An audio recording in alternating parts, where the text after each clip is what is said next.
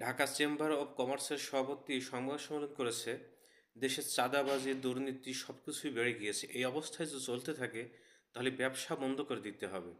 কারণ তারা ভেবেছিল হয়তো পরিবর্তন আসবে বাংলাদেশে একটা অবস্থায়। অন্তর্বর্তী সরকারের সময় যেটা হয়েছে তার চেয়ে কয়েক গুণ চাঁদাবাজি বেড়ে গেছে বাংলাদেশে। এই অবস্থায় যদি চলতে থাকে, ব্যবসায়ীরা ব্যবসা বন্ধ করে বাড়ি যেয়ে বসে থাকবে। কারণ দেশের সরকার যারা আছে তারাই ব্যবসা পরিচালনা করুক, তারাই ব্যবসা করুক, এই অবস্থায় যদি দেশ চলতে থাকে। কারণ একটা ব্যবসায় লাভ কত হতে পারে তার চেয়ে বেশি হয়ে যাচ্ছে ক্ষতি চাঁদাবাজের জন্য। কারণ একটা চাঁদাবাজের জন্য সব কিছু দ্রব্যমূল্যের দাম বেড়ে যাচ্ছে, সিন্ডিকেট তৈরি হচ্ছে এবং হত্যা, দুর্নীতি, লুটতরা সবই তৈরি হচ্ছে।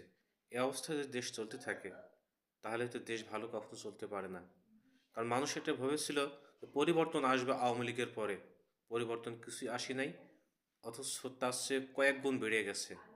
এটাই হচ্ছে আমাদের বাংলাদেশ।